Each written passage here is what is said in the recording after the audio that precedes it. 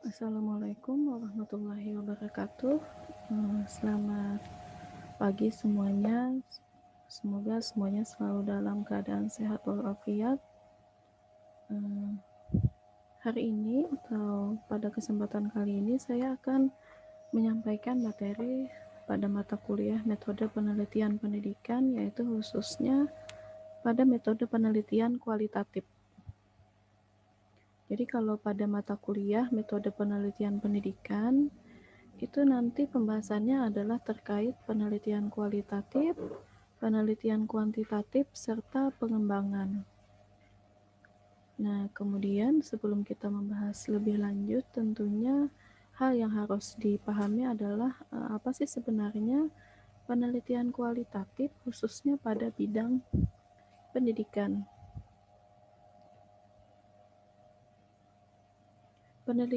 Penelitian kualitatif pada bidang pendidikan adalah suatu pendekatan dalam melakukan riset yang bertujuan untuk memahami fenomena atau gejala yang bersifat alami untuk menghasilkan sebuah teori.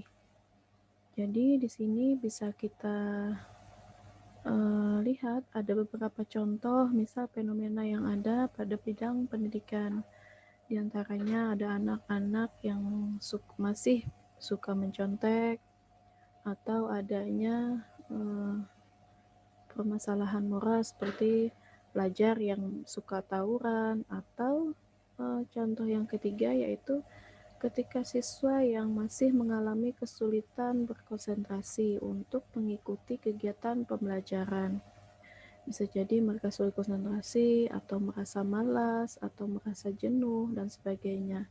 Ini adalah beberapa atau berbagai contoh fenomena yang ada di dalam dunia pendidikan. Nah, nanti ketika kalian ingin memahami lebih dalam kenapa sih jadi apa sih penyebabnya, apa saja faktor penyebabnya, bagaimana cara mengatasinya dan sebagainya, yaitu yang bertujuan untuk memahami fenomena tersebut.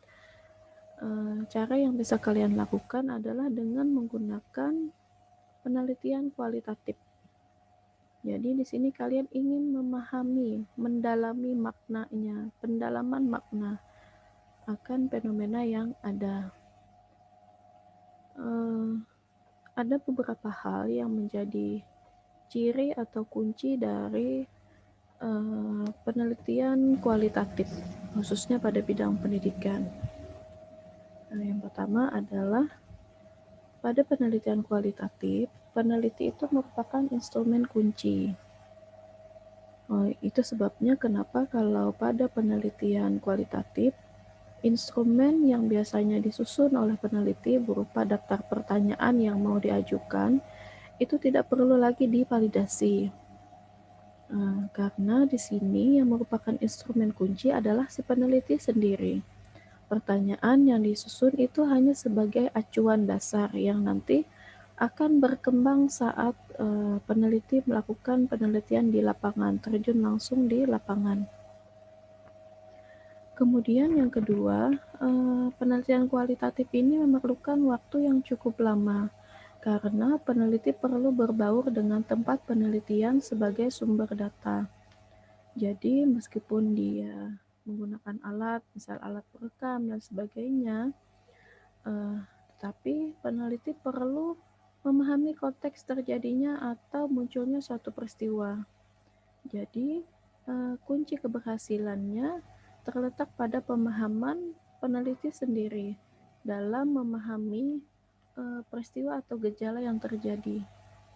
Kemudian yang ketiga, penelitian kualitatif ini bersifat deskriptif, yang artinya hanya bersifat mendeskripsikan makna atau fenomena yang ditangkap oleh peneliti dengan menunjukkan bukti-buktinya, di mana pemaknaannya nanti akan sangat tergantung kepada ketajaman dari peneliti untuk memaknai fenomena ataupun gejala yang terjadi. Kemudian berikutnya adalah pada penelitian kualitatif, pemaknaannya lebih kepada proses, bukan hasil atau produk. Beda kalau penelitian kuantitatif itu pemaknaannya lebih kepada hasilnya ya, konfirmasinya, apakah memang berpengaruh atau tidak. Kemudian analisis datanya itu bersifat induktif. Riset kualitatif itu tidak berupaya mencari bukti-bukti untuk pengujian hipotesis yang diturunkan dari teori seperti halnya dalam pendekatan kuantitatif, tetapi peneliti itu terjun ke lapangan untuk mengumpulkan berbagai bukti melalui penelaahan terhadap fenomena. Dan berdasarkan hasil penelaahan tersebut dirumuskanlah suatu teori. Jadi kualitatif itu bersifat dari bawah ke atas, tidak seperti riset kuantitatif yang bersifat dari atas ke bawah.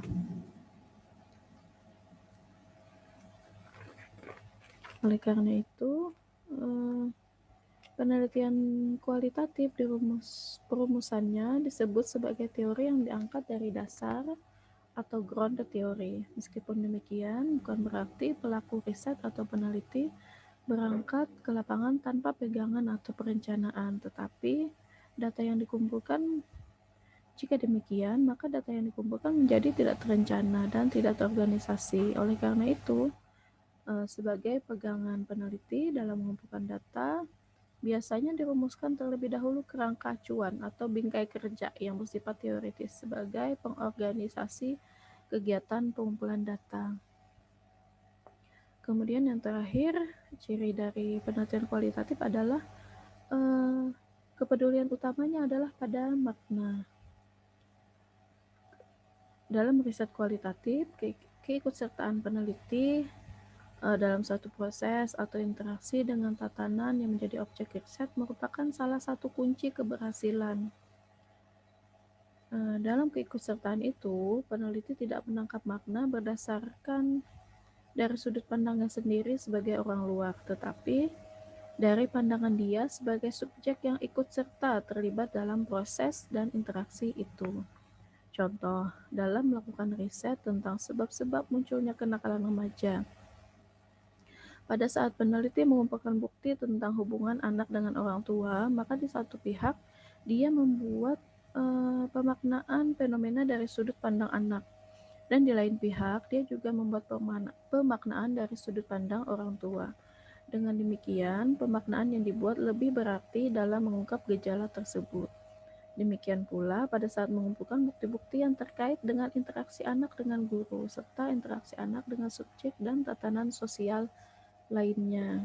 Nah, ini adalah beberapa ciri dari penelitian kualitatif. Kemudian, untuk lebih lanjut lagi, penelitian kualitatif ini masih secara luas. Untuk pelaksanaannya secara teknisnya, ada beberapa pendekatan yang digunakan dalam melaksanakan penelitian kualitatif, khususnya di bidang pendidikan. Yang pertama itu adalah studi kasus, kemudian ada studi naratif, kemudian ada fenomenologi, dan ada ground theory, serta yang terakhir ada etnografi. Kita bahas satu persatu. Nah, ini adalah salah satu contoh yang saya ambil pada buku Creswell dengan judul Qualitative Inquiry and Research Design. Jadi di buku ini dia membahas secara detail tentang 5 pendekatan pada penelitian kualitatif. Di sini dia mengambil satu contoh, kemudian dilihat dari beberapa pendekatan yang berbeda dari penelitian kualitatif, yaitu pada kasus pria bersenjata. Pada kasus pria bersenjata. Nanti dilihat dari pendekatan studi kasus, studi naratif, fenomenologi, etnografi, dan ground theory. Yang pertama yaitu studi kasus. Studi kasus ini yaitu mengambil pada pendekatan studi kasus itu mengambil tema berupa respon pihak kampus terhadap pria bersenjata pada mahasiswa bersenjata yang melakukan penembakan di kampus. Nah, untuk penyajian data nanti harapannya adalah Diberikan penjelasan masalah, kemudian mendeskripsikan latar atau proses, kemudian mendiskusikan tentang tema-tema penting yang nanti pada akhirnya memaparkan mengenai pelajaran penting yang dapat dipetik setelah insiden tersebut. Kemudian pada bagian pengumpulan data itu dilaksanakan sesegera mungkin setelah kejadian hingga 2 minggu setelahnya. Data dikumpulkan dengan cara wawancara, observasi, dan berupa materi audio visual. Tujuan akhir dari penelitian kualitatif menggunakan pendekatan studi kasus ini adalah menghasilkan usulan rencana dalam menghadapi insiden serupa ataupun usulan rencana penanganan insiden serupa di masa yang akan datang.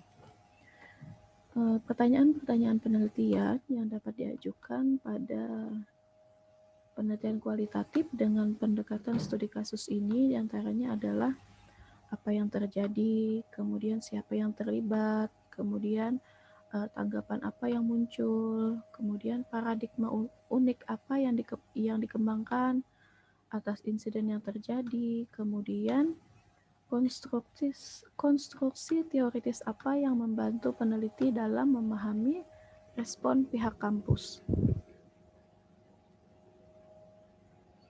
Nah, kemudian analisis kasus tersebut kemudian divalidasi dengan menggunakan berbagai sumber data untuk tema dengan memeriksa alur akhir dengan peserta terpilih atau pengecekan anggota. Kemudian yang kedua, pendekatan yang kedua yaitu studi naratif. Nah, studi naratif itu mengambil tema yaitu berupa confrontation of Brother, an interpretative biography of an African American professor. Jadi di sini ingin mengambil sudut pandang dari seorang profesor Afrika Amerika terkait penyajian datanya. Ini yaitu berupa studi biografi interpretatif dengan pendekatan naratif. Kemudian juga nanti untuk membahas mengenai pelajaran yang bisa diambil. Untuk pengumpulan datanya yaitu dengan cara mewawancara satu orang profesor Afrika Amerika. Kenapa jadi dipilih satu orang profesor Afrika Amerika? Itu sesuai dengan profil dari pelaku pria bersenjata yang tadi yang juga berasal dari ras Afrika Amerika. Kemudian di sini tujuan akhirnya nanti adalah untuk mengkaitkan pengalaman sang profesor terhadap pengalaman kisah hidup pelaku insiden yang nanti akan memberikan pemodelan terhadap 3 hal yaitu pribadi, sosial, interaksional. Nah, hal-hal ini nanti dapat diungkap melalui beberapa pertanyaan penelitian yaitu apa saja pengalaman hidup dari Profesor Afrika Amerika tadi, kemudian bagaimana pengalaman hidupnya membentuk reaksinya terhadap insiden yang terjadi, kemudian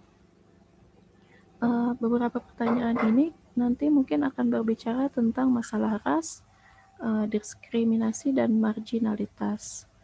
Bagaimana masalah ini dimainkan dalam sudut pandangnya sebagai orang yang memiliki budaya yang sama dengan si pelaku. Kemudian permasalahan atau pertanyaan penelitiannya juga dapat dilanjutkan dengan menanyakan apakah dia akan nanti mengalami trauma, apakah dia akan terus mengajar setelah insiden yang terjadi, kemudian apakah dia juga mengutarakan perasaannya terkait tanggapannya tadi, kemudian juga apakah dia melihat insiden tersebut sebagai bentuk konfrontasi dari kelompok rasnya. Jadi itu adalah beberapa hal yang nanti ditanyakan, diungkapkan. Nah, tentunya hasil dari penelitiannya itu adalah bentuk interpretasi yang tidak lengkap, belum selesai, dan merupakan terjemahan dari perspektif si peneliti sebagai orang Amerika non-Afrika. Jadi tidak bisa digeneralisasikan. Selanjutnya adalah terkait fenomenologi. Fenomenologi di sini yaitu misal dari kasus pria bersenjata tadi kita ambil tema yaitu tentang makna ketakutan dari mahasiswa yang mengalami tragedi penembakan pria bersenjata tersebut di kampus. Pada pendekatan fenomenologi, penyajian datanya itu merupakan studi fenomena gejala kejadiannya, yang nanti akan melakukan eksplorasi mengenai makna dari ketakutan, di mana nanti orientasinya yaitu pada orientasi filosofis, yaitu berupa makna pengalaman mahasiswa.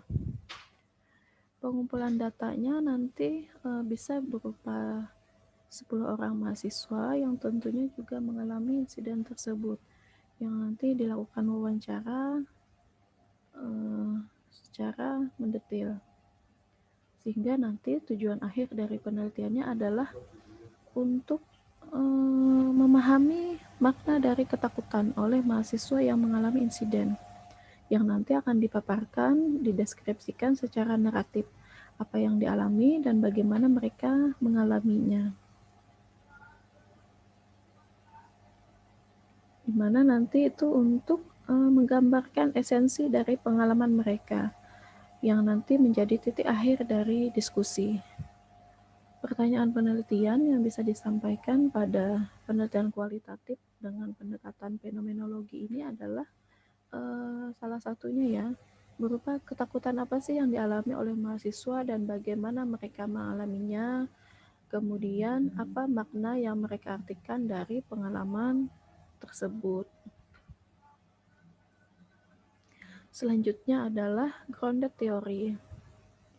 Nah, untuk grounded theory ini lebih kepada untuk mengembangkan atau menghasilkan sebuah teori.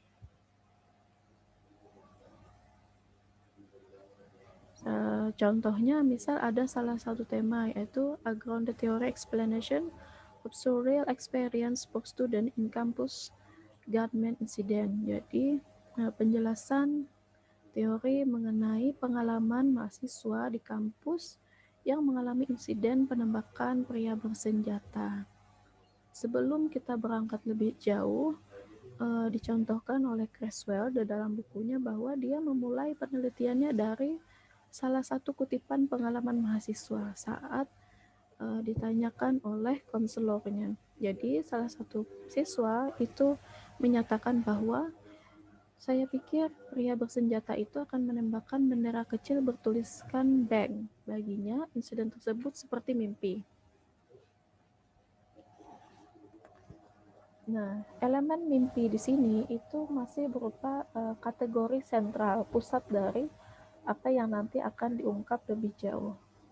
Kemudian dilakukan pengkodaan secara aksial, yaitu faktor penyebabnya, kemudian strategi dan konsekuensinya. Kemudian dilakukan lagi pengkodaan selektif, yaitu berupa hipotesis lanjutan terkait elemen mimpi dari pengalaman nyata, sehingga nanti bentuk validasi akhirnya adalah ada tidaknya bukti empiris terhadap teori yang disimpulkan. Nah, untuk pertanyaan penelitian pada penelitian kualitatif pendekatan ini yaitu teori apa yang menjelaskan fenomena pengalaman mahasiswa yang mengalami insiden, apa penyebabnya, strategi apa yang digunakan, apa konsekuensi dari strategi yang digunakan, serta masalah interaksi spesifik dan kondisi apa yang lebih besar apa yang mempengaruhi strategi mereka.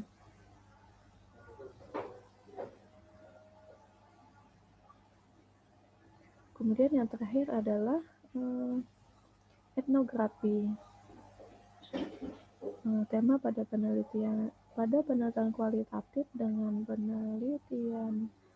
pendekatan etnografi yaitu berupa deskripsi dan pemahaman dari komunitas kampus sebagai kelompok yang saling berbaur dari segi budaya, di mana di sini anggapannya bahwa mahasiswa itu dia sebagai perwakilan dari satu budaya mikro, sehingga kumpulan mahasiswa itu terdiri dari sejumlah budaya atau subbudaya.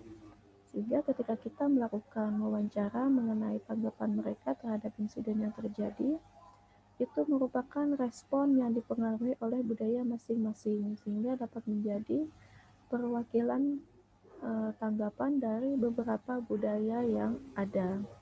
Nah, pertanyaan penelitian pada pendekatan ini salah satunya itu berupa bagaimana insiden tersebut memicu respon para mahasiswa di antara anggota komunitas kampus. Jadi kalau di sini dilihat dari latar belakang budayanya. Baik, itu saja yang bisa saya sampaikan untuk saat ini. Silakan nanti jika ada yang mau ditanyakan, kita terbuka diskusi di komentar bagian adlink. Mohon ditanyakan jika ada yang belum dipahami.